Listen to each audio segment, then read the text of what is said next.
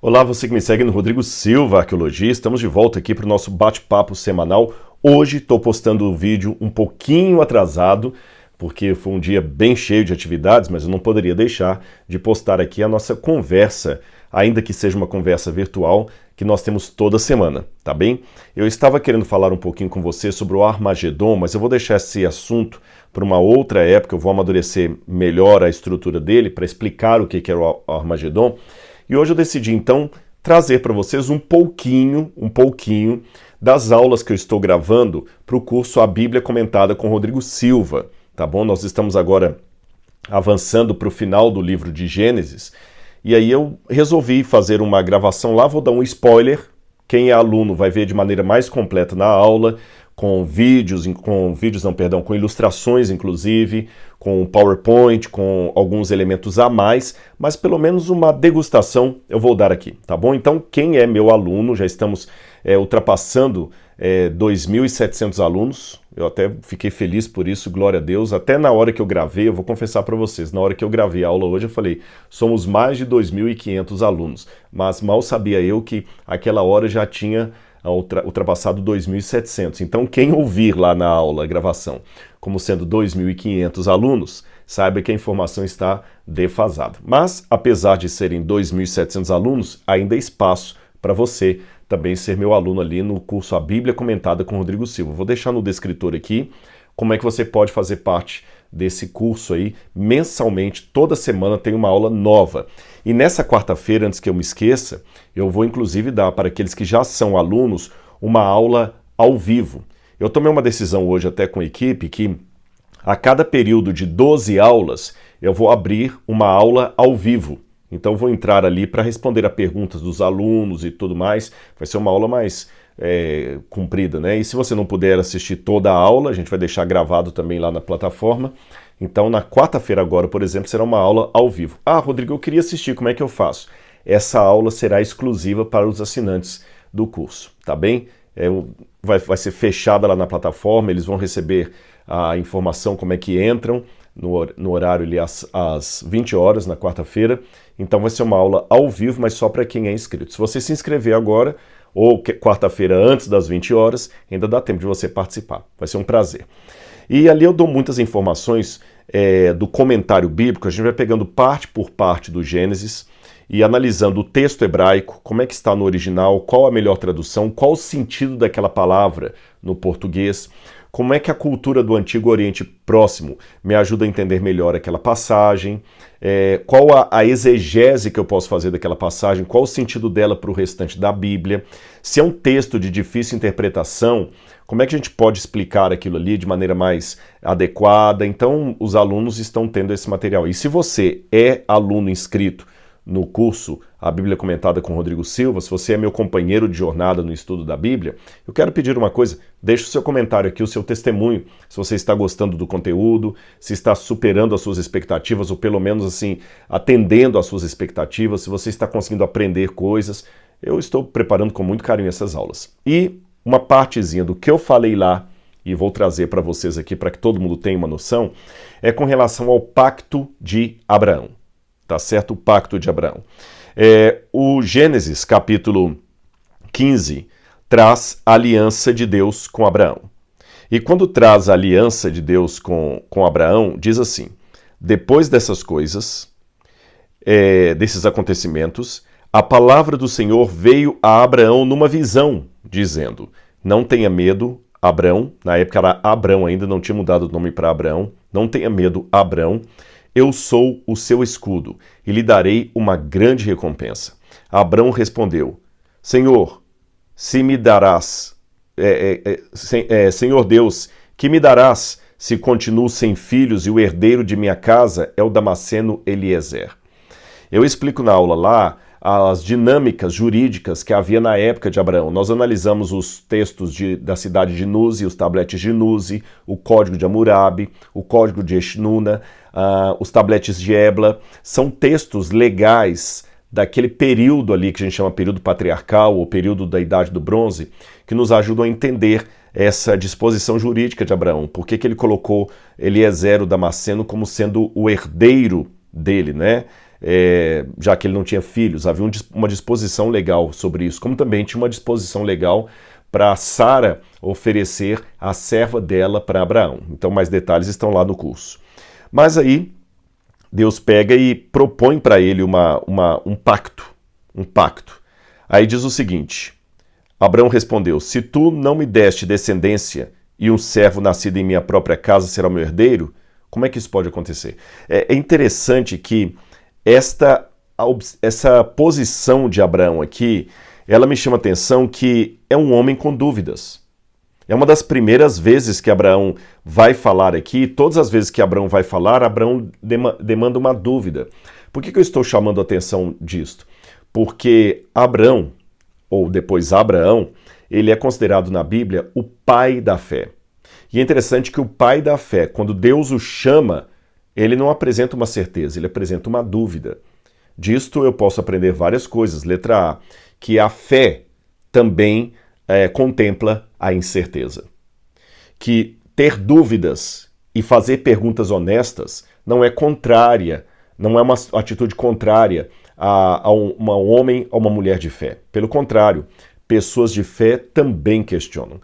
Jesus terminou o seu ministério na cruz do Calvário com uma pergunta: Deus meu, por que me desamparaste?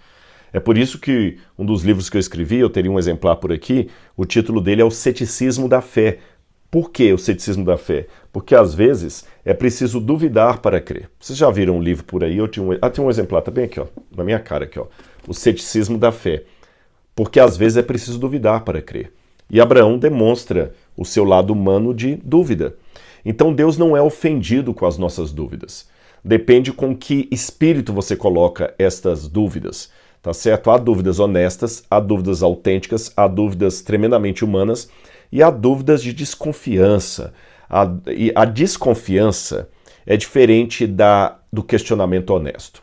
A desconfiança são os motivos que eu apresento para não confiar, sabe? É diferente.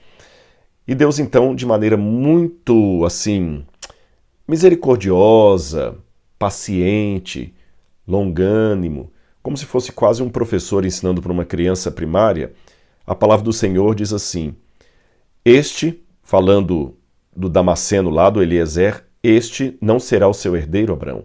Pelo contrário, será aquele que será gerado por você, esse será o seu herdeiro.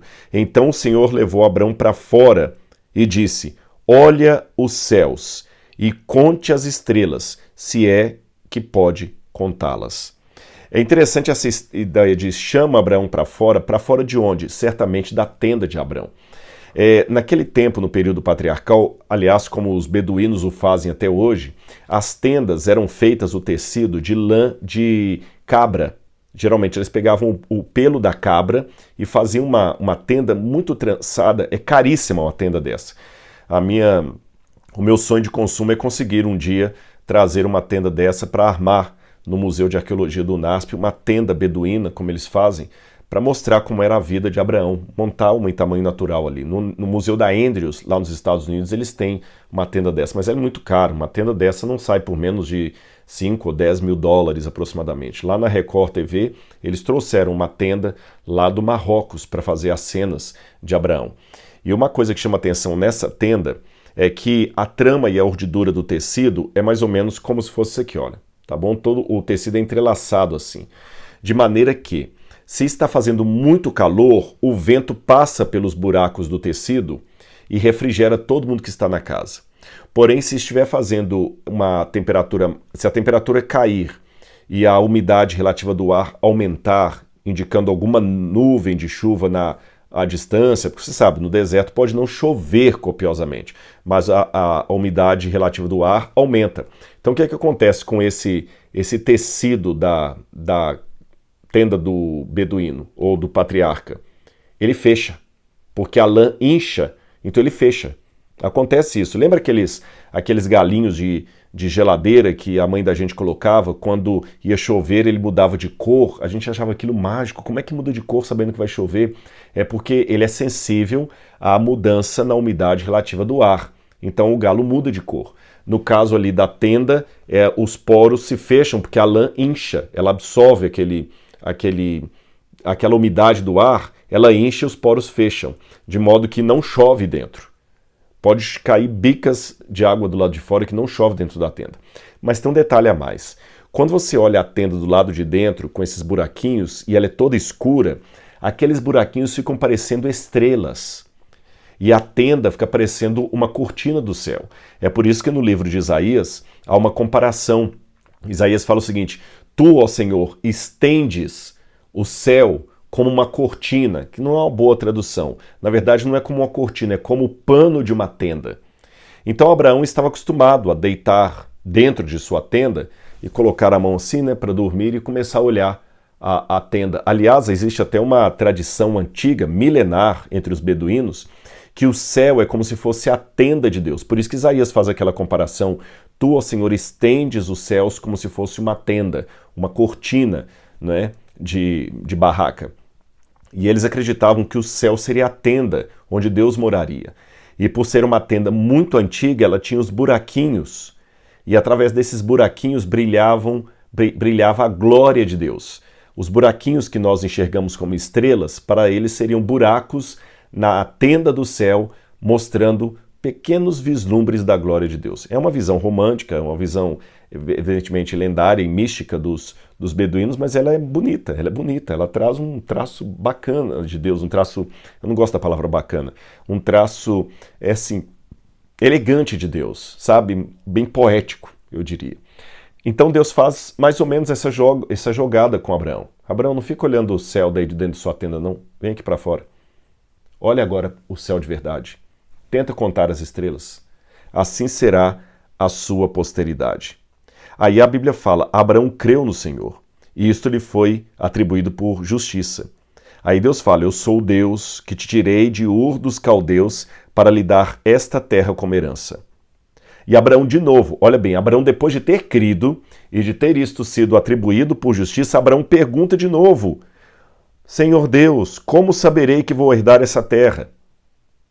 Aí olha o que Deus faz. O Senhor respondeu: Traga uma novilha, uma cabra e um cordeiro, cada um de 3 aninhos. Abraão trouxe todos esses animais, cortou pelo meio e pôs as metades de um lado para o outro. Olha que interessante, Deus falou que ia fazer um acordo com Abraão. É interessante que esta expressão, fazer um acordo, na Bíblia hebraica, é cortar um acordo. Por que cortar um acordo, essa expressão idiomática? O Senhor foi cortar um acordo com Abraão. Qual o sentido disso de Deus cortar um acordo com Abraão? Bom, a palavra aliança ou acordo em hebraico é a palavra vrit. Vrit pode ser aliança, acordo, pacto, como se diz assim, um contrato firmado. E é interessante que alguns pensam que esta palavra ela pode vir de uma raiz similar à do verbo cortar. Nesses documentos que eu falei com vocês, que eu mencionei, encontrados ali no mundo de Abraão, documentos legais, existem vários tipos de acordo. Por exemplo, na cidade dos hititas, os acordos dos hititas, por exemplo, é um caso desses. O acordo de Nippur, acordo de Suzã. Então esses acordos que foram encontrados têm semelhanças muito interessantes com esses de Abraão, principalmente aqueles acordos que envolvem um rei soberano e um rei vassalo, e um líder vassalo. E nesses acordos da época, o critério era o seguinte: você cortava um animal, colocava uma banda do animal de um lado e uma banda do animal do outro lado, tá bom? Uma banda de um lado, uma banda de outro lado. E os dois que iam fazer pacto com o acordo passavam pelo meio do animal. Alguns tabletes não havia uma liturgia assim exatamente igual uma outra, havia princípios semelhantes, então o acordo sempre era marcado por um cortar de um animal no meio. Um dos tabletes conta que uma das regras é que quando os dois acordantes passavam pelo meio do animal, eles passavam tocando a carcaça do animal cortado. E quando chegavam no meio, um virava para o outro e falava: que assim aconteça comigo, ou seja, que eu seja cortado pelo meio se eu não cumprir a minha parte no acordo. E o outro fala que assim aconteça comigo se eu não cumprir a minha parte no acordo. E depois que eles se cumprimentavam, passavam, aí eles pegavam aquele animal, queimavam a carne dele em sacrifício e comiam parte da carne numa aliança, num contrato, tá certo? Num acordo que eles tinham. Um outro tablete cuneiforme fala, inclusive, que havia o costume desse acordo ser feito à noite e os dois passavam pelo meio do animal segurando uma tocha de fogo, Então o fogo passava pelo meio dos animais. Agora que você já sabe que os acordos eram feitos dessa forma, e você pode pensar, poxa, que forma estranha de fazer acordo. Bom, você sabe que cada povo tem uma maneira diferente. Se você for à época do feudalismo, o senhor feudal recebia terras de um rei soberano a partir do momento em que o rei chamava todos ali presentes, uma relíquia sagrada da igreja era trazida e aquele sujeito tinha que beijar a relíquia em público, jurar em público fidelidade ao senhor, que ele emprestaria o exército dele para o rei também juraria, mediante o beijo na relíquia, que ele também daria o exército dele para proteger o feudo, veja, beijar a relíquia. Os índios estadunidenses tinham o costume de fumar um cachimbo para celebrar, por exemplo, um acordo de paz. Você tinha que fumar o cachimbo com o índio, imagina eu que não fumo. Ia ser complicado isso aí. Se você não fumasse o cachimbo com ele, você não estaria fazendo o acordo. Nós aqui no Ocidente temos o costume de apertar as mãos. Então cada povo tem uma forma diferente de fazer os seus pactos, os seus acordos.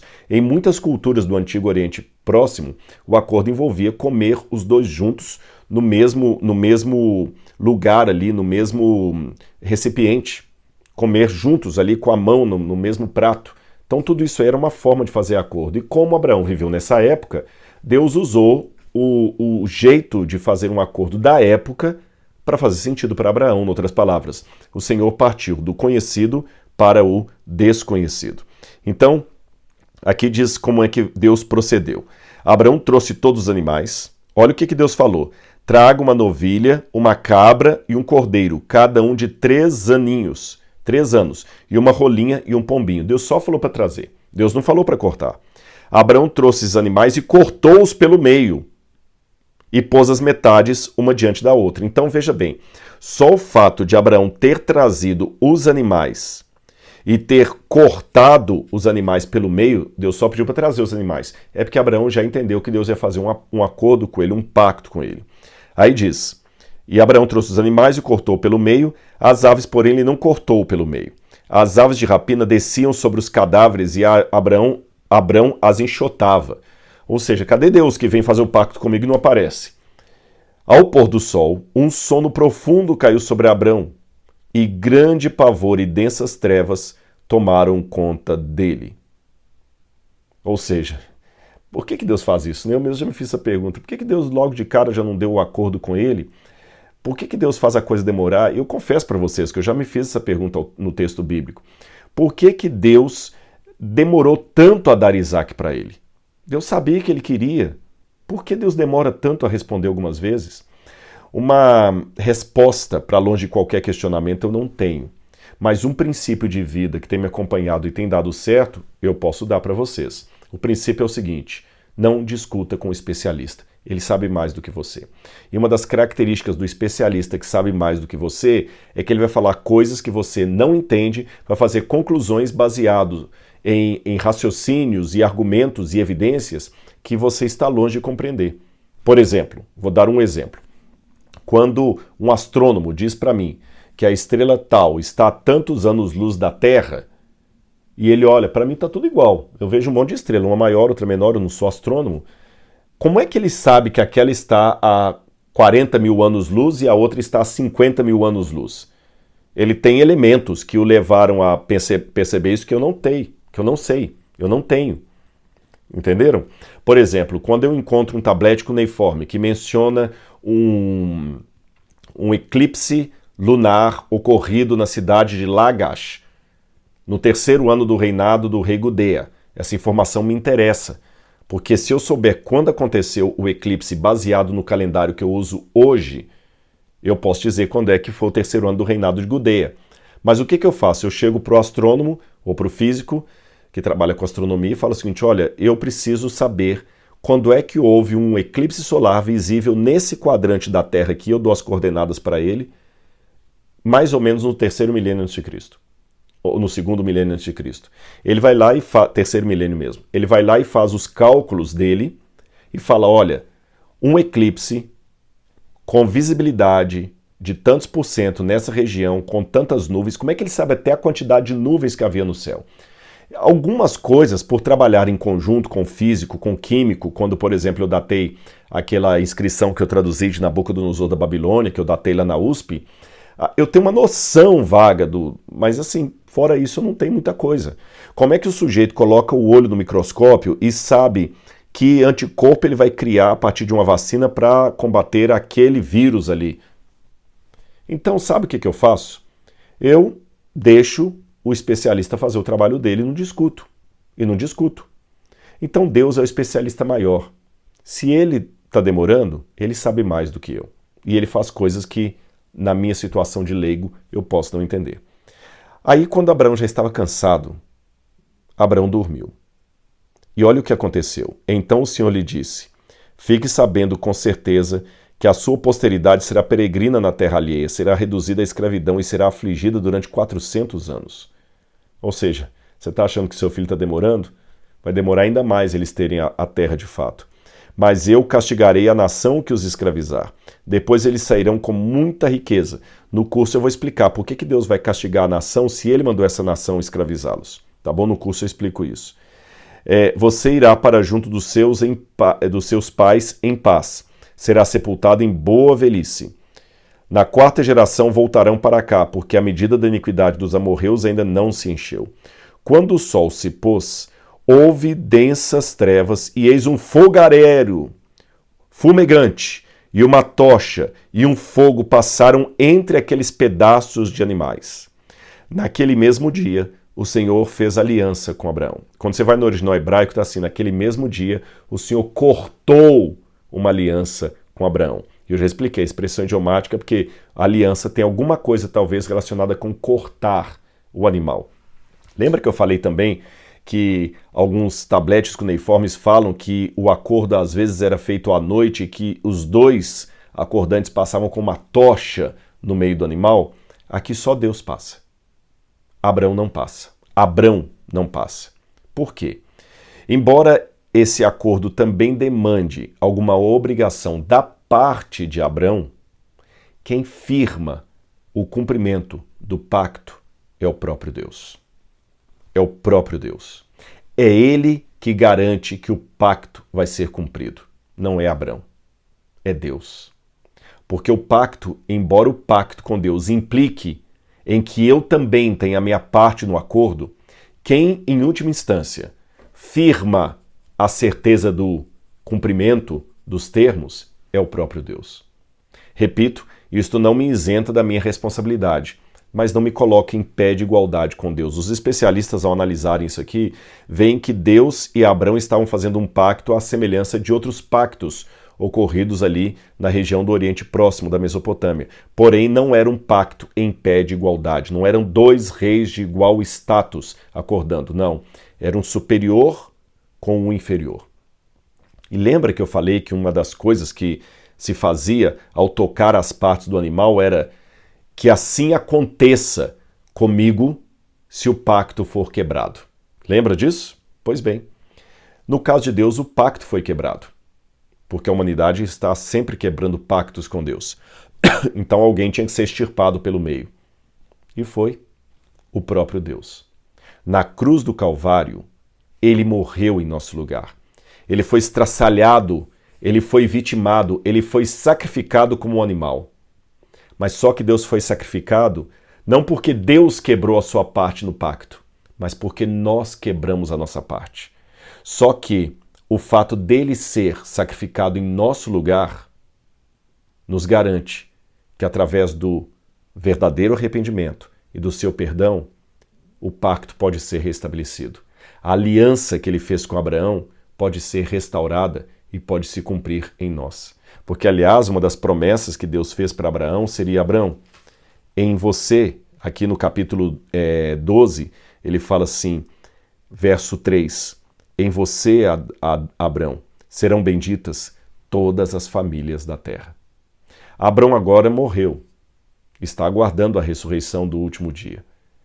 Mas, através de você e de mim, que aceitamos o Deus que apareceu para ele, ali em Manre, em Hebron, ali no Negev, nós que aceitamos esse Deus, também fazemos parte do acordo, parte da aliança. Basta aceitar o sacrifício daquele que foi morto para garantir o cumprimento do pacto. Entendeu? Esta é a aliança de Deus com Abraão. E mais detalhes? Aí vai lá na plataforma que eu darei lá. Um grande abraço, eu espero que você tenha gostado e se gostou do vídeo, deixa aqui o seu like, o seu joinha, compartilhe com seus amigos e o seu comentário é muito bem-vindo aqui. Muito obrigado, um grande abraço e até o nosso próximo vídeo. Tchau, tchau.